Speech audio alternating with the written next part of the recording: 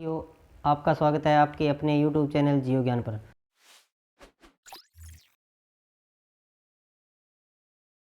तो साथियों, आज हम पढ़ेंगे अपने साइकोलॉजी का अगला टॉपिक। अपने साइकोलॉजी के पिछले टॉपिक में आपको बताया था NCF 2005 क्या है। अब आपको बताएंगे NCF 2005 की विशेषताएं। तो देखिए, आज अपना टॉपिक है NCF 2005 की विशेषताएं। अपने अब आज NCF 2005 की विशेषताओं के बारे में पढ़ेंगे। तो देखिए,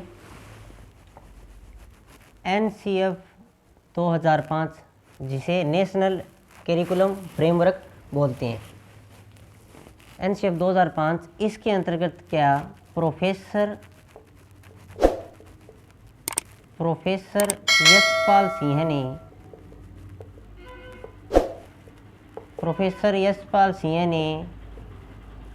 विद्यालय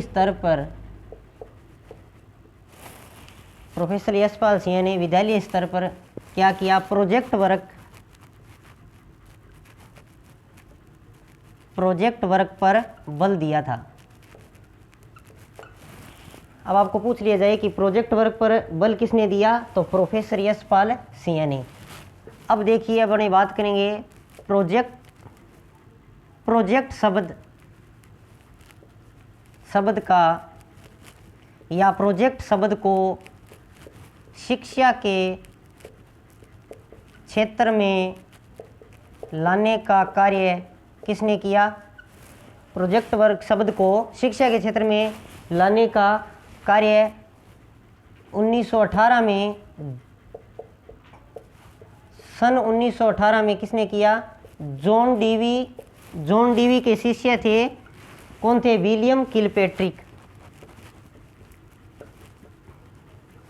विलियम किलपेट्रिक, जिन्होंने क्या किया, 1918 में प्रोजेक्ट शब्द को शिक्षा के क्षेत्र में लाने का श्रेय किसको जाता है, जॉन डीवी के शिष्य किलपेट्रिक को। अब अपने आगे बात करेंगे कि NCF में और क्या बताया कि NCF क्या है, जीवनोपयोगी शिक्षा पर बल देता है। जीवनोपयोगी शिक्षा पर बल देने की बात कही गई है NCF 2005 में। और इसके अंतर्गत क्या है, करके सीखने पर बल दिया गया है NCF 2005 में। और अब अपनी बात करें कि NCF 2005 में क्या है कि शिक्षक की भूमिका एक सुविधा प्रदाता व सुगमकर्ता की मानी जाती है। ठीक है, तो इसके अंतर्गत अपनी बात करें कि जीवनोपयोगी शिक्षा पर बल दिया गया, करके सीखने पर बल दिया गया, और क्या है, शिक्षक की भूमिका एक सुविधादाता या सुगमकर्ता की होती है। अब अपने आगे बात करेंगे कि NCF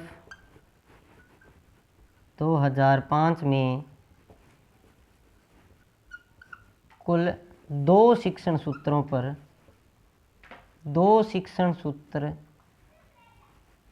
जो मुख्य रूप से थे, कौन कौन से, ज्ञात से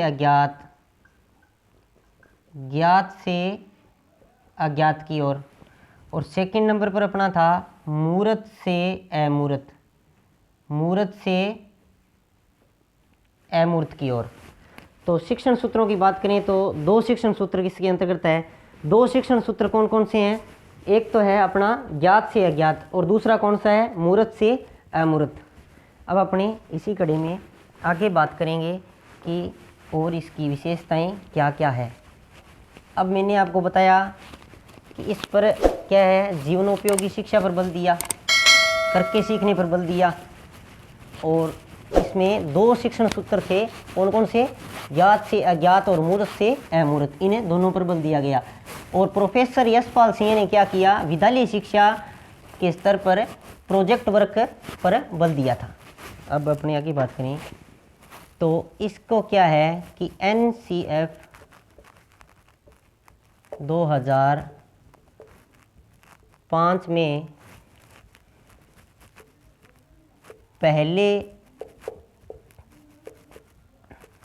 पहले कौशलों पर बल किन कौन कौन से कौशल थे? पहले प्रारंभिक समय कौशल थे सुनना, देखिए बोलना, पढ़ना और लिखना। ये 3 कौशलों पर बल दिया गया था आरंभिक स्थिति में। बाद में क्या किया गया? इसके अंतर्गत लेखन पर बल दिया गया। इसके बाद में लेखन पर बल दिया गया। अब देखिए बच्चों को इसके अंतर्गत एनसीएफ 2005 में बच्चे मुख्य रूप से 4 कौशलों के माध्यम से सीखते हैं। 2005 में बच्चे मुख्य रूप से 4 कौशलों पर बल दिया गया। 4 कौशलों पर बल। वो 4 कौशल कौन कौन से थे अपने देखेंगे, जिसको बोलते हैं LSRW। ये क्वेश्चन एग्जाम में बहुत बार पूछा जाता है कि बच्चे में कौशलों का विकास कैसे होता है। तो अपनी बात करेंगे बच्चे में LSRW से अपने समझें तो इसका क्या होता है? लिसनिंग सुनना, स्पीकिंग बोलना, रीडिंग पढ़ना और राइटिंग लिखना। तो देखिए LSRW लिसनिंग सुनना, स्पीकिंग बोलना, रीडिंग पढ़ना और राइटिंग लिखना।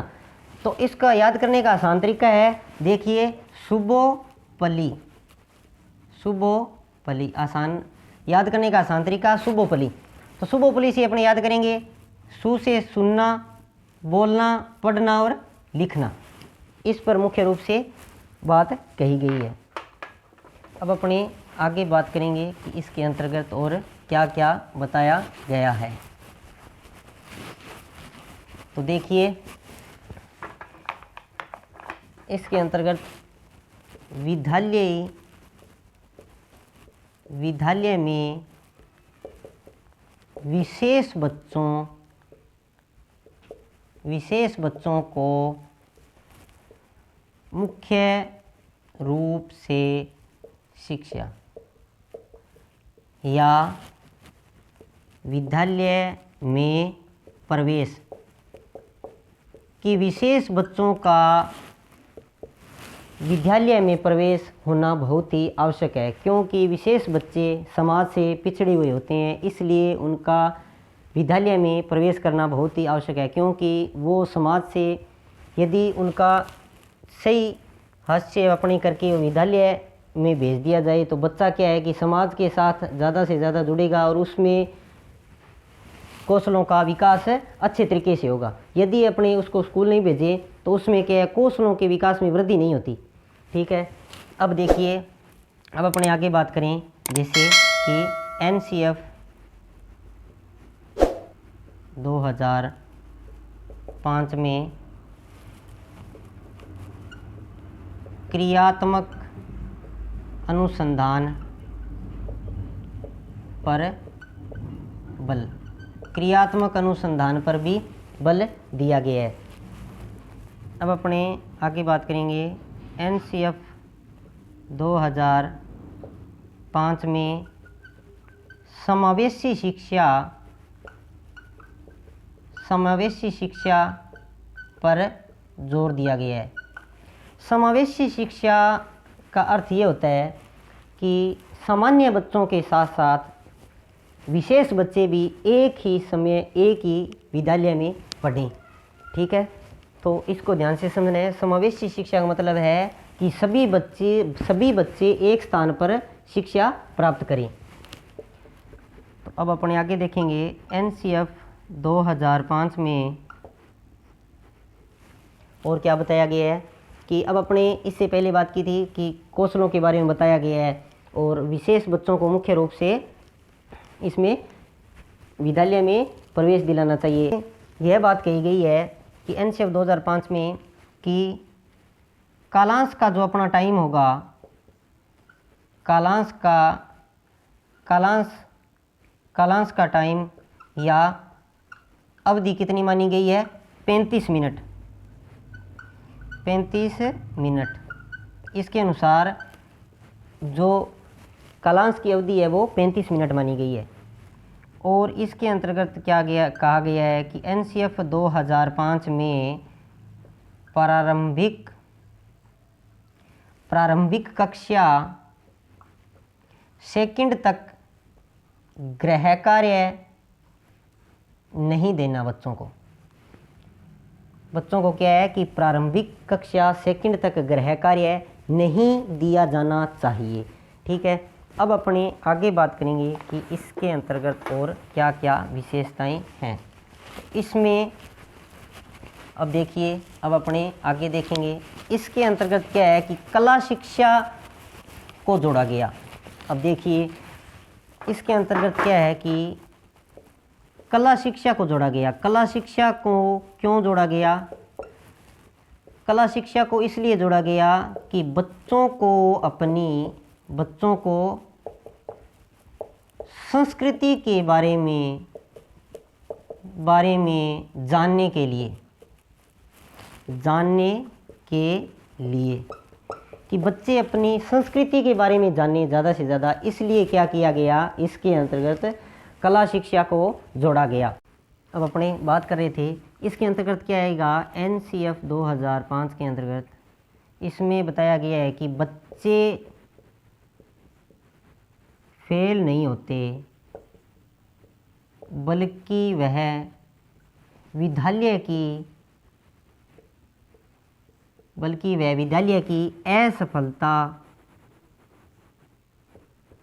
की असफलता को दर्शाते हैं।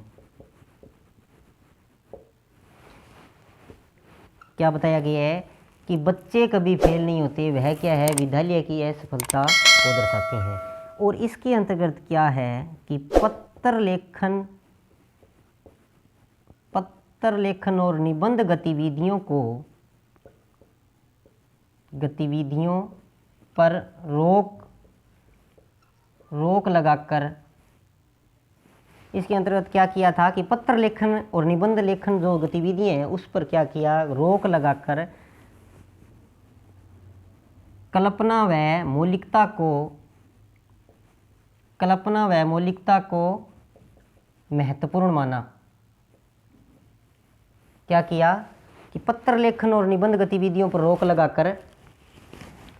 लगाकर कल्पना और मौलिकता को महत्वपूर्ण माना। तो आज अपने ये पढ़ा एनसीएफ की विशेषताएं। अब अपने देखेंगे कि एनसीएफ से कंपटीशन एग्ज़ाम के अंदर कैसे क्वेश्चन पूछे जाते हैं, किस तरीके से पूछे जाते हैं। ये बहुत ही महत्वपूर्ण टॉपिक है।